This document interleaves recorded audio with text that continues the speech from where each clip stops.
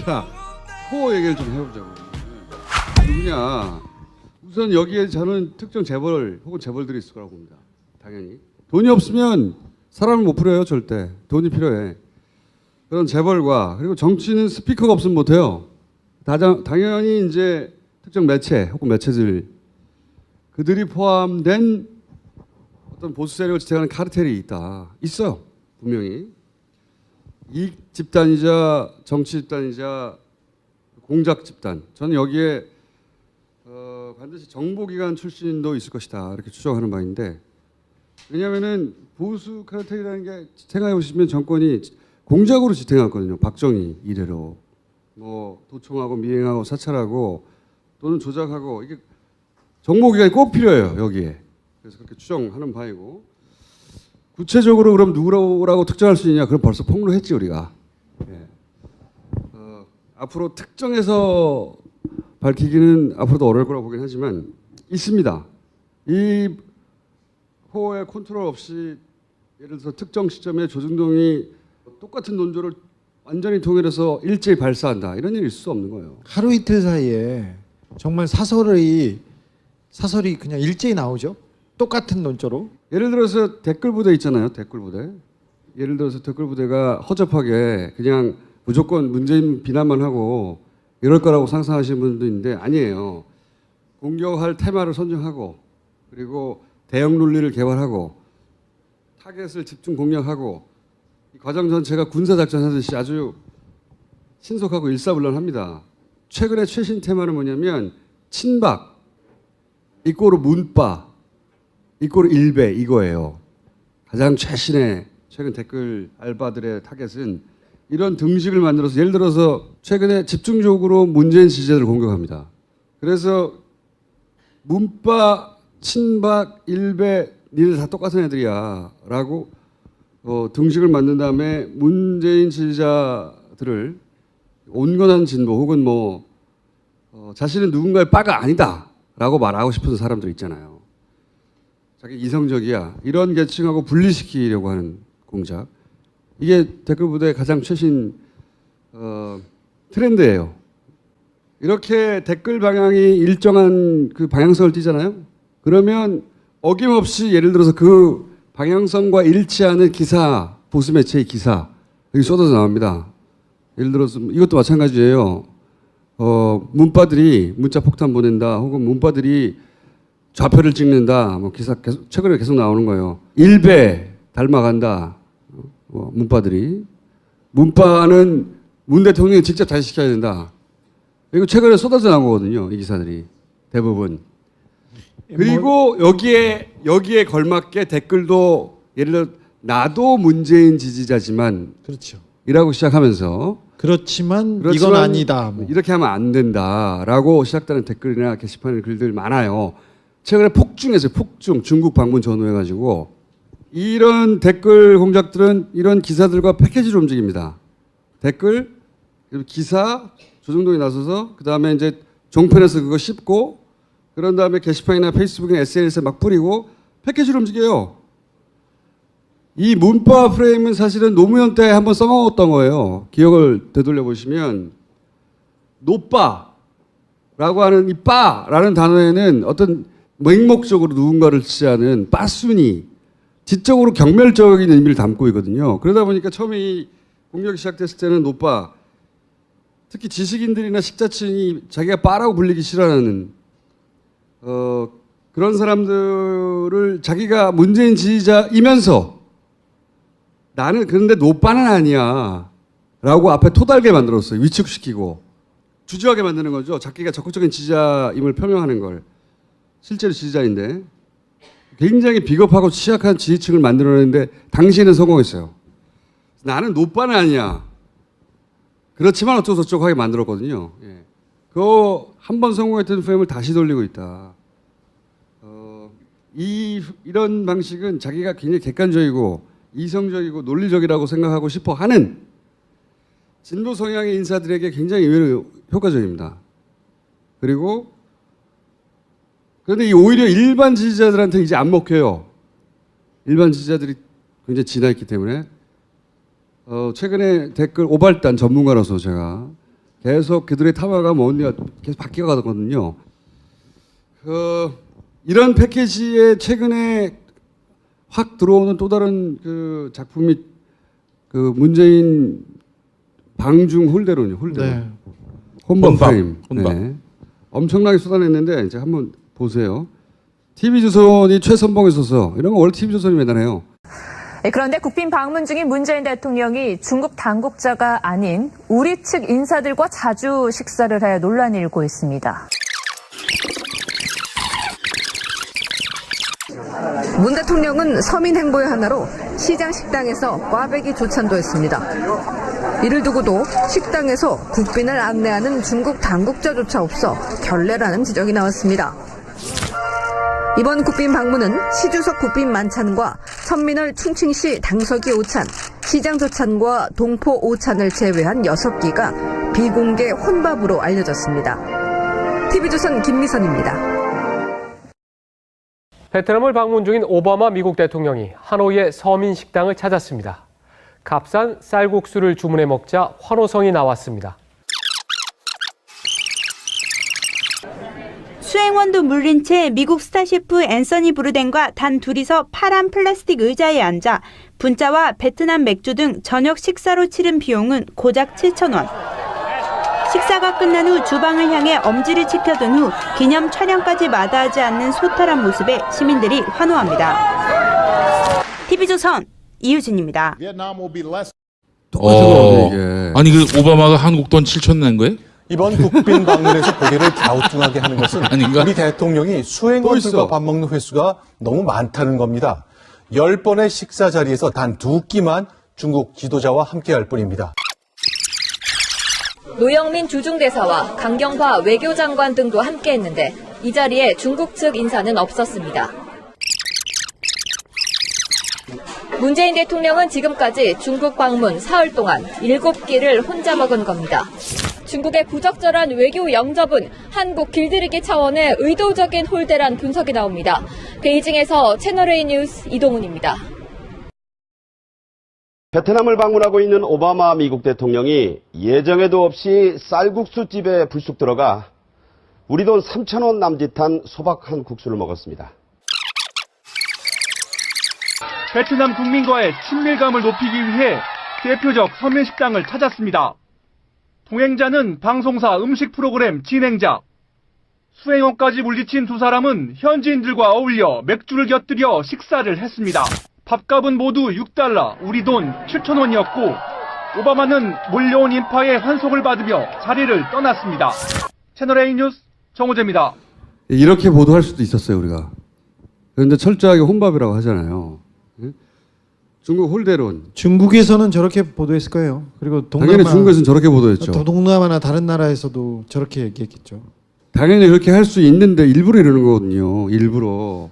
그 중국과의 관계가 복원이 문재인 정부 특별히 경제 태스크포스 팀의 첫 번째 과제였는데 사드로 엎질러져 가지고 중국한테 명분이나 실리를 주지 않으면 중국이 그 한국을 만나줄 리가 없었어요. 그래서 굉장히 어렵게 공을 들여서 국빈 방문을 만들었어요. 그리고 사드로 너무 이렇게 얼음장 같았잖아요. 관계가 지금 훈풍이 분다는 거를 던져준 것만 해도 올해 여기까지 온 것만 해도 굉장히 큰 성과였어요. 사실 이 정권 초기에 저한테 중국에서 공산당의 높은 사람이 찾아왔어요. 남북 문제나 북중 문제 그리고 중국과 한국 문제를 나한테 물어보겠다는 거야. 저한테요? 저는 고발 기자고 저는 아무것도 몰라요. 저는 이명박인데요? 그랬더니 제 담당은 이명박입니다. 네. 그런데 중국에서 직접 내일이라도 시간을 내주신다면 바로 날아오겠다고 그래서 금요일 날 연락을 해서 토요일 날 약속을 잡고 하루 만에 비행기를 타고 왔어요. 제가 무슨 얘기를 했냐면은 페이스북에 사드 이게 이 박근혜하고 최순실이 그 이권을 위해서 돈을 벌기 위해서 엎질러진 물인데 이게 중국과의 관계에 큰 문제가 되고 있다. 이런 방산비리 얘기하는 거죠? 네, 방산비리. 그러면 문재인 정부가 들어와서 방산비리를 밝혀서 사드의 실체, 사드가 들어오게 된 실체를 알게 되는 게 얼마나 걸리냐고 물어보더라고요. 그러니까 몇 년 걸릴 거라고 하면서 그러면 중국이 한국한테 이렇게 화해 제스처를 취할 수 있는 게 없다는 거예요. 시진핑이 뭔가를 또 줘야 되는데 아니 우리가 줘야 시진핑이 이걸 풀지. 그렇죠. 왜냐하면 중국에도 강경파가 있는 거예요. 아니 시진핑이 그리고 사드에 대해서는 강경 발언을 했기 때문에 우리가 명분을 줘야 사드가 풀려요. 그래서 어렵다. 내년까지 중국 관계는 굉장히 어려울 것이다 하고 그분이 걱정을 했어요. 그런데 저까지 찾아왔으니까 얼마나 많은 사람을 만나고 찾아왔겠어요. 근데 그 어려운 게 풀리고 방중을 했어요. 이거 하나 그리고 사드 관련해서 이제 해빙 모드로 넘어갔다. 이거 하나로 경기는 이제 온기가 돌기 시작했어요. 그게 중요한데 그게 핵심인데 그 얘기는 하지 않고 혼밥 얘기를 하는 건데 이렇게 이게 얘기하는 거죠. 왜 이렇게 했을까?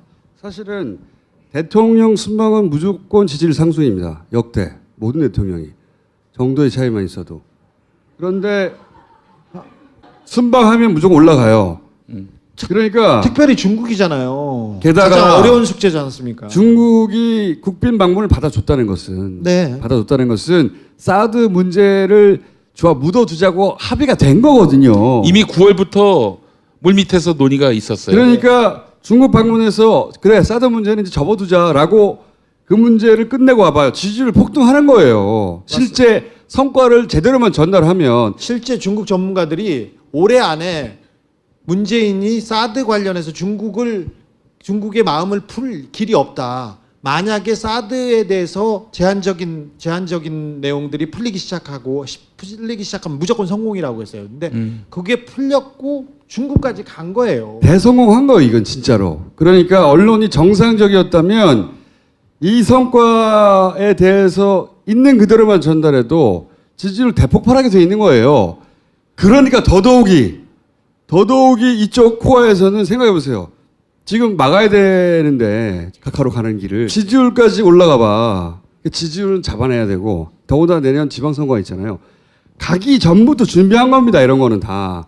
가서 밥 혼자 먹어서 이 씨발 서민 행보 인질 당연히 다 알아요. 그리고 중국의 먹히는지도 다 알아요. 오바마 때도 그렇게 보도하잖아.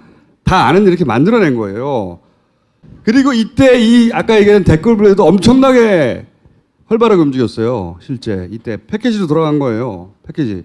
대통령 순방을 가기도 전부터 이렇게 철저히 매긴 거는 처음이고 사실은 진보 매체들도 여기 휩쓸려 간 거예요. 그런가? 왜? 중국 전문가 없거든 우리나라에.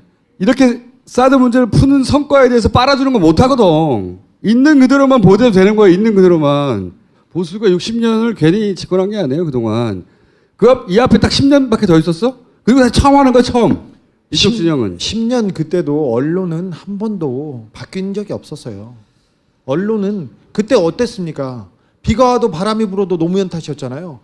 여전히 걔들은 힘이 있다. 그리고 그 자리에 그대로 있습니다. 그 저지선을 지금 각하선으로 치고 네. 졸라게 반격 중이에요. 네. 사실은 그 반격 중에 하나로 보는 것이 저는 또 세 번째가 뭐가 있냐면 예전 비교해보세요. 예전에 무슨 대통령 나갔다면 에너지 자원 외교 강행군, 포스트를 내조 외교 막 박근혜 패션 외교 이런 깊은 뜻이 패션 외교의 깊은 뜻. 한중 정상회담 패션 외교 이런 거 빨아주고 맨날 그랬었거든. MBN 뭐 선글라스 끈 박 대통령 패션에서 외교를 읽다 족가는 소리. 그리고 박근혜 대통령은 외국 나갈 때마다 외국어로 계속해서 연설한다고 이렇게 해서 공을 들이는 사람이 어디 있냐고 얘기를 하는데 사진 찍자는 얘기를 못 알아듣잖아요. 영어도 못 알아듣고 사진 찍자 네? 영어로 중국어로 내내 못 알아듣고 그냥 제가 왜 YTN에서 패션에서 외교를 읽다 이런 보도하고 자빠졌을 때예요. 그때는 이거에 반에 10분의 1만 보도했어도 지지율 폭발했어요. 이번에 진짜로 큰 성과를 냈기 때문에. 근데 정반대잖아. 정반대. 바뀐 게 없어요. 사실 최순실 박근혜가 외교를 똥칠을 해놓고 가가지고 중국과의 관계는 굉장히 어려워요. 사드를 그냥 똑 던져놓고 김관진, 황교안이 배치해놓고 가서 그리고 돈을 먹었겠지 뒤로는 지들은. 네, 어려웠어요. 그런데 배치를 해놨고 그리고 트럼프가 저렇게 계속 그 위협하고 있고 어쩔 수 없이 사드를 조기 배치했지 않습니까? 문재인 대통령이 들어와서도 굉장히 어려운 상황에서 특별히 북한 간의 관계를 풀려면 중국을 마음을 열어야 되는데 명분실리 줄 게 없어 우리나라가 별로. 그런데도 불구하고 이번에 국빈 방문하고 서로 만나고 얘기를 하고 그랬던 것은 굉장히 그래서 시진핑이 그 공산당 내부에서 비판이 있다지 않습니까? 그렇죠. 받은 것도 없는데 왜 만나주고 다 풀어줬냐고. 그러니까 그쪽 입장에서는 홀대는커녕 필요 이상의 환대를 한 거예요. 자기들 정치적 상황에서 보자면.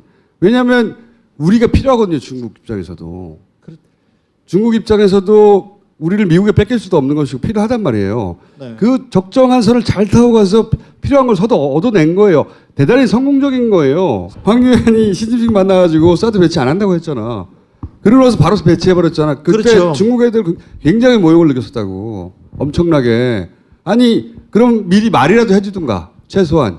특사로 간 사람도 사드 배치는 없다고 얘기했었어요. 어쨌든 이렇게 빨아주는 애들이 싹 돌변해가지고 혼밥 논란 얘기하고 있는 거고 이게 결국은 대통령 지지율 떨어뜨려야 되잖아.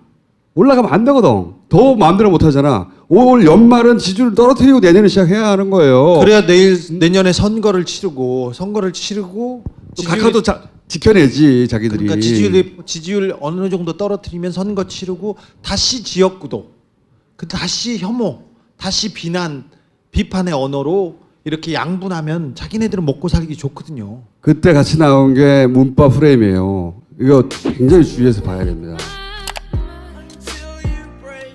등식을 만들어서 예를 들어서 최근에 집중적으로 문재인 지지자들을 공격합니다. 그래서 문파, 친박, 일배 니들 다 똑같은 애들이야 라고 등식을 만든 다음에 문재인 지지자들을 온건한 진보 혹은 자신은 누군가의 빠가 아니다 라고 말하고 싶은 사람들 있잖아요. 자기 이성적이야. 이런 계층하고 분리시키려고 하는 공작. 이게 댓글 부대의 가장 최신 트렌드예요. 이렇게 댓글 방향이 일정한 그 방향성을 띠잖아요. 그러면 어김없이 예를 들어서 그 방향성과 일치하는 기사, 보수 매체의 기사 여기 쏟아져 나옵니다. 예를 들어서 이것도 마찬가지예요. 문파들이 문자 폭탄 보낸다 혹은 문파들이 좌표를 찍는다 기사 최근에 계속 나오는 거예요. 일배 닮아간다. 문파는 문 대통령이 직접 다시 시켜야 된다. 이거 최근에 쏟아져 나온 거거든요. 이 기사들이 대부분. 그리고 여기에 걸맞게 댓글도 예를 들어 나도 문재인 지지자지만 그렇죠. 이라고 시작하면서 그렇지만 이건 아니다. 이렇게 하면 안 된다라고 시작되는 댓글이나 게시판에 글들 많아요. 최근에 폭증했어요. 중국 방문 전후해가지고 이런 댓글 공작들은 이런 기사들과 패키지로 움직입니다. 댓글, 그리고 기사, 조정동이 나서서 그 다음에 이제 종편에서 그거 씹고 그런 다음에 게시판이나 페이스북이나 SNS에 막 뿌리고 패키지로 움직여요. 이 문파 프레임은 사실은 노무현 때 한번 써먹었던 거예요. 기억을 되돌려 보시면 노빠라고 하는 이 빠라는 단어에는 어떤 맹목적으로 누군가를 지지하는 빠순이 지적으로 경멸적인 의미를 담고 있거든요. 그러다 보니까 처음에 이 공격이 시작됐을 때는 자, 코 얘기를 좀 해보자고. 누구냐? 우선 여기에 저는 특정 재벌 혹은 재벌들이 있을 거라고 봅니다. 당연히. 돈이 없으면 사람을 못 풀어요. 절대. 돈이 필요해. 그런 재벌과 그리고 정치는 스피커가 없으면 못해요. 당연히 이제 특정 매체 혹은 매체들 그들이 포함된 어떤 보수 세력을 지탱하는 카르텔이 있어요. 분명히. 이익 집단이자 정치 집단이자 공작 집단. 저는 여기에 반드시 정보기관 출신도 있을 것이다 이렇게 추정하는 바인데 왜냐하면은 보수 카르텔이라는 게 생각해 보시면 정권이 공작으로 지탱했거든요. 박정희 이래로 도청하고 미행하고 사찰하고 또는 조작하고 이게 정보기관이 꼭 필요해요 여기에. 그래서 그렇게 추정하는 바이고 구체적으로 그럼 누구라고 특정할 수 있냐? 그럼 벌써 폭로했지 우리가. 노빠 특히 지식인들이나 식자층이 자기가 빠라고 불리기 싫어하는 그런 사람들을 자기가 문재인 지지자이면서 나는 그런데 노빠는 아니야 라고 앞에 토달게 만들었어요. 위축시키고 주저하게 만드는 거죠. 자기가 적극적인 지지자임을 표명하는 걸. 실제로 지지자인데 굉장히 비겁하고 취약한 지지층을 만들어내는데 당시에는 성공했어요. 나는 노빠는 아니야. 그렇지만 어쩌고저쩌고 하게 만들었거든요. 예. 그거 한 번 성공했던 프레임을 다시 돌리고 있다. 이런 방식은 자기가 굉장히 객관적이고 이성적이고 논리적이라고 생각하고 싶어 하는 진보 성향의 인사들에게 굉장히 의외로 효과적입니다. 그리고 그런데 오히려 일반 지지자들한테 이제 안 먹혀요. 일반 지지자들이 굉장히 진화 있기 때문에 최근에 댓글 오발 앞으로 특정해서 밝히기는 앞으로도 어려울 거라고 보긴 하지만 있습니다. 이 호의 컨트롤 없이 예를 들어서 특정 시점에 조중동이 똑같은 논조를 완전히 통일해서 일제히 발사한다. 이런 일이 있을 수 없는 거예요. 하루 이틀 사이에 정말 사설이 그냥 일제히 나오죠. 똑같은 논조로. 예를 들어서 댓글 부대 있잖아요. 댓글 부대. 예를 들어서 댓글 부대가 허접하게 그냥 무조건 문재인 비난만 하고 이럴 거라고 상상하시는 분도 있는데 아니에요. 공격할 테마를 선정하고 그리고 대형 논리를 개발하고 타겟을 집중 공략하고 이 과정 전체가 군사작전 하듯이 아주 신속하고 일사불란합니다. 최근에 최신 테마는 뭐냐면 친박, 이꼬르 문바, 이꼬르 일배 이거예요. 가장 최신의 최근 댓글 알바들의 타겟은 이런